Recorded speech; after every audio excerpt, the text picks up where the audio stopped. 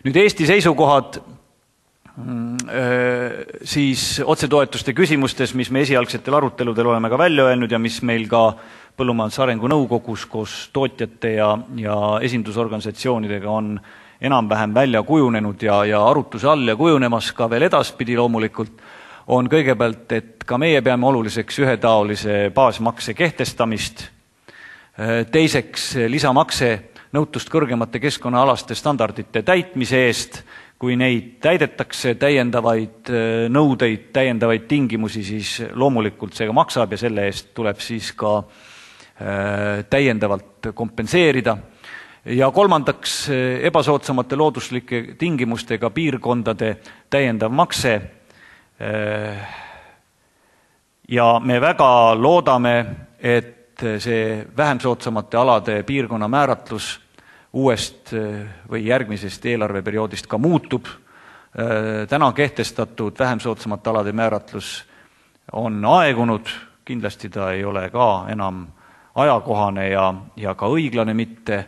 Meie ettepanek on loobuda seal nendest sotsiaalmajanduslikest näitajatest ja jääda ikkagi ainult objektiivsetele kriteeriumitele, mis tootmist mõjutavad. Need on eelkõige looduslikud tingimused, geograafilised tingimused ja selles suunas ka komisjon tegelikult töötab.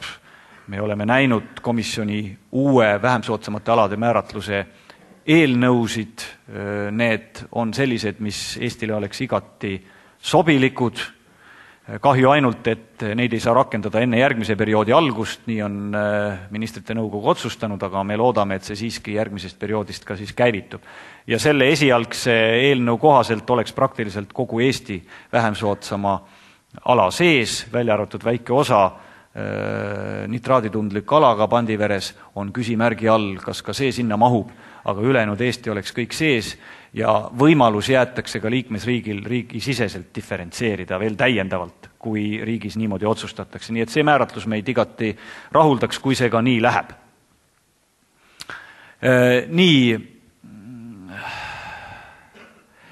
Jah, võib-olla peaks rääkima ka läbi veel ühe aspekti nende võrdse kohtlemise ja võrdsete toetustasemete juures, mis on siis väga oluline meie jaoks. Teine oluline teema on aktiivne põllumajandustootja. Kes siis on tegelikult aktiivne põllumajandustootja? Et ka siin ei ole päriselt üksmeelt.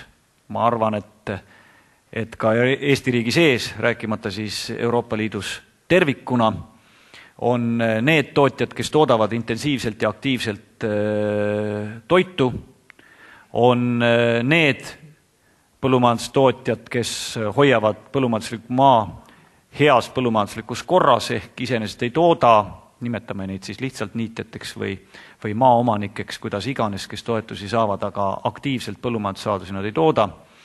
Ja on ka veel nii-öelda tinglikult kolmas liik, eriti vanades liikmesriikides, kus on võimalik ka toetusõiguste üleandmine ja pärimine ja sellisel puhul, kui sa oled kunagi olnud põllumajandustootja ja kui sul täna siis on põllumajandusmaad ja loomi, aga sa ei pruugi või loomi või ei ole ka loomi, piisab ka ainult maast ja sa täna enam põllumajandussaadusi ei tooda aktiivselt, siis toetusi võid sa ikkagi saada. Need on päritavad ja üleantavad. Et siin on vaja nagu saavutada selgus ja ühene tõlgendamine ja Eesti seisukoht on küll selline, et aktiivne põllumajandustootja, tema peaks saama siis suuremaid toetusi ja hüvitusi kui passiivne põllumajandustootja või kuidas iganes me teda siis tulevikus nimetama hakkame. Aga see arutelu ei ole ka veel täna sugugi mitte selge ja lõppenud. Nüüd ma läheks tagasi ikkagi nende võrdsete toetustasemete juurde, et see ei ole sugugi lihtne küsimus ja siin ei ole mitte mingisugust kokkulepet selles, kes siis on kes ja kes meist kõige võrdsem on Euroopa Liidu liikmesriikide hulgas. Te ennem nägite seda hektari peale taandatud toetuste arvestust, mida kõige rohkem on Eestis näidatud ja vähem on võib-olla räägitud sellest, et kui me nüüd näiteks toetused, mille kohta meil siin nüüd on, toetused välja põllumajandusele hektari kohta. No siin ongi hektari kohta, eks ole, siin on kõik toetused siis hektari kohta, otsetoetused välja toodud. Nii, aga lähme edasi. Kogutoodangu kohta. Siin on nüüd toetused toodangu kohta ja vaadake, Eesti positsioon on oluliselt teine. Ehk kui me toetused arvestame toodetud toidu kohta, siis te näete, et toodanguühiku kohta Eesti on lausa esimese kolmandiku hulgas. Mis tähendab, et me ei ole kaugeltki nii efektiivsed tootjad võrreldes paljude teistega ja paljud vanad liikmesriigid ütlevad, et tuleviku ühine põllumajanduspoliitika ei peaks kindlasti toetuma ebaefektiivse põllumajandusliku tootmise toetamisele. Aga see on üks koht, millega tulevad välja ja üks tabel, millega tulevad välja vanad liikmesriigid, kus nemad on tagapool meist. Edasi tööjõuühiku kohta. No siin me oleme peaaegu niisugusel keskmisel tasemel, et kui me nüüd töötaja kohta arvestame toetusi, siis me oleme enam-vähem nii-öelda sellelt toetuste summalt töötaja kohta Euroopa Liidu keskmisel tasemel. Nii, nüüd oluline on ka selle võrdsuse defineerimisel ja võrdsete konkurentsitingimuste saavutamisel, loomisel ka sisendid, väljundid, mis põllumehel on. Me kõik teame, et meie sissetulekute tase on niisugune, nagu ta on, aga sisendeid me peame ostma sama hinnaga, mida seda tehakse Soomes või Saksamaal tihtipeale, isegi mõnikord mõningaid asju kallimalt. Et kus on see võrdne kohtlemine siis? See on asja üks pool, aga tegelikult ka kulutused, erinev maksupoliitika, elatustase, kõik see mõjutab selle põllumehe olukorda, võimalusi ja tema konkurentsivõimet. Ja kui te vaatate, siis rendimaade osakaal ei ole mitte ainult Eesti probleem, mida me tihti oleme arvanud, et meil omandimaa ja põllumajandusreformi järgselt on liikunud maa- ja tootmisvahendid erinevalt ja tagastmisprotsess on tekitanud erakorralise olukorra ja nii edasi. Tegelikult, kui te vaatate, siis me oleme siin keskmikute hulgas. On meist palju suurema osakaaluga rendimaid kasutavaid põllumehi ja seda mitte ainult uutes liikmesriikides, vaid ka vanades liikmesriikides. Nii et see ei ole meie spetsiifiline eripära. Ja kui me nüüd vaatame rendihindasid, mida põllumehed peavad maksma erinevates Euroopa Liidu liikmesriikides, mis on kulutus, siis selline on pilt mõni aeg tagasi ja see ei ole mitte 3-4 korda või 5 korda erinevus nagu saadavate toetuste puhul, vaid oluliselt enam. Nii et Hollandi põllumees maksab maarenti, võib öelda 10 kordades rohkem kui Eesti põllumees. Täna reaalselt kulutusena. Et muidugi võib öelda, et see 11 eurot ei ole päris adekvaatne, et kust kuu pealt kukkunud see on. Tegelikult see on keskmine arvestuslik mõni aasta tagasi, eks need hinnad ka muutuvad, aga seda on ka kujundanud see, et veel nii-öelda reformimata riigimaad ja riik on andnud põllumeestele siin-seal lausa tasuta maad kasutada, mida kindlasti tulevikus võimalik ei ole ja kaugemas tulevikus kindlasti nii maahinnad kui maa rendihinnad kasvavad Eestis ja kui kasvavad ka toetused, siis on ka neil mitte isegi kaudne, vaid otsene mõju maa hinnale ja maa rendihinnale. Nii et see kõik hakkab tõusma ja muutuma, aga põhimõtteliselt proportsioonidest, et aru saada silmes ollakse, milline on see erinev olukord, kui me räägime võrdsetest toetustasemetest ja võrdsete tingimuste loomisest Euroopa Liidu põllumajanduses. Ja milliseid siis pabereid on produtseeritud või liikumas või arvestatud siin praegu arutluste käigus, siin on üks näide, et kui me võtame eesmärgiks 150 eurot hektari kohta, mis siis juhtuks, ega väga palju me võrdsuse suunas ei liiguks, 3-4 kõige viimast riiki saaksid natukene juurde, esimestel ülevalt otsast väga vähe tasandataks ja see oleks ka kõik, see kindlasti ei tasandaks neid erisusi, mis meil täna tegelikult on. Kui eesmärk oleks 200 euri hektari kohta, siis oleks pilt natukene võrdsem, aga neid jooni võib ju tõmmata kuhu iganes, vaja on tegelikult kokku leppida ja nendes küsimustes kokku leppida, mis ma siin ennem rääkisin. Nii, edasi ÜPP teatises välja pakutud esimese samba keskkonnasõbralikkuse komponent peaks pigem keskenduma teatud piirkondlike keskkonnakitsenduse kompenseerimisele.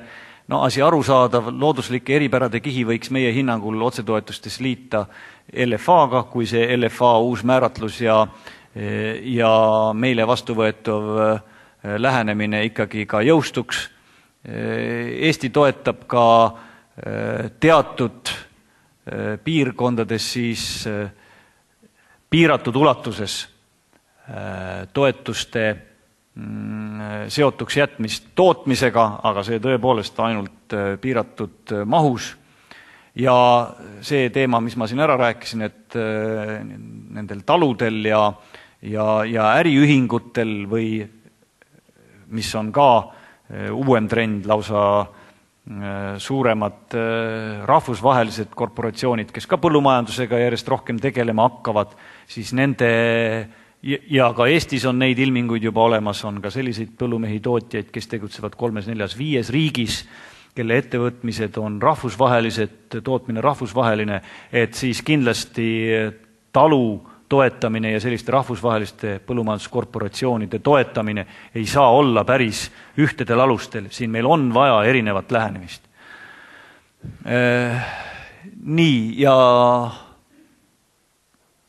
Nii otsetoetustasemete lähenemine võrdsustamise suunas, jah, kui on tihti küsitud, et kas me siis jõuame uuel perioodil päriselt võrdsete toetustasemeteni, täna vara vastata, aga selles suunas me kindlasti liigume ja ma olen täiesti veendunud, et meie olukord paraneb, aga ma olen ka veendunud, et 2014. 1. jaanuar meil nii-öelda kõigil võrdseid toetusi Euroopa Liidu põllumajandustootjate vahel ka ei ole. Nii et selles suunas liikumine peab kindlasti tulevikus jätkuma. Nii, nendest asjadest on siin räägitud, kuna mu aeg hakkab vist varsti lõppema, siis ma hindadest mõne sõna tahaksin siiski rääkida, et need hinnatabelid on seal juures olemas ja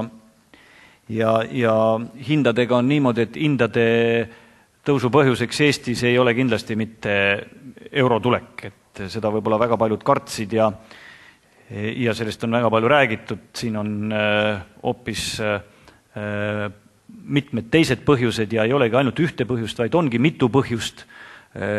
Ilmastikuolud kindlasti üheks põhjuseks, maailmaturu hinnad, ka kindlasti see, et meie eksportturgudel on toiduainete hinnad tõusnud ja eksport suurenenud ja see on kaasa toonud ka loomulikult siseturu hinnad ja nii edasi, aga täna on olukord nii, et Eestis enam-vähem toiduhinnad moodustavad 80% Euroopa Liidu keskmisest tasemest. Ma räägin nüüd tarbijahindadest.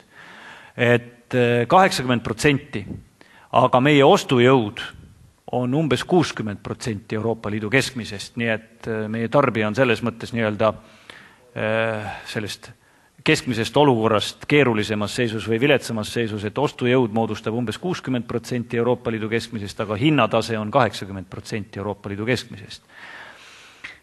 Nii kahjuks on see olukord ja kui te nendest hindade tabelitest arve vaatate, siis asi, millele tähelepanu võib-olla juhtida või paarile asjale, et need kõikumised just nimelt viimasel 3-4 aastal on suuremad kui varasema perioodi, võib-olla isegi 20 aasta jooksul, et hinnad on loomulikult kõikunud kogu aeg, kuid kui te vaatate seda siksakki, siis see on just viimastel aastatel väga mitmete kaupade ja toodete puhul, mitte ainult siin ühe puhul, vaid mitmete puhul on need sakid järsemad. Ja samamoodi, nagu te näete siin, siis neid rohelisi tulpasid enam ei ole, mis näitab, et Euroopa Liidu interventsioonilaod on tühjad ja varusid, millega turgusid tasakaalustada ei ole, näete siin ja eelmisel pildil samamoodi, nii et niisugune on praegu olukord, kui me räägime ka turukorraldusmehhanismidest või nendest võimalustest, mis täna Euroopa Komisjoni käes on. Aga minu aeg on vist ümber, kui me peame silmas, et ka veel küsimustele on võimalik vastata, siis praegu suur tänu ja kui on küsimusi, siis hea meelega püüan vastata.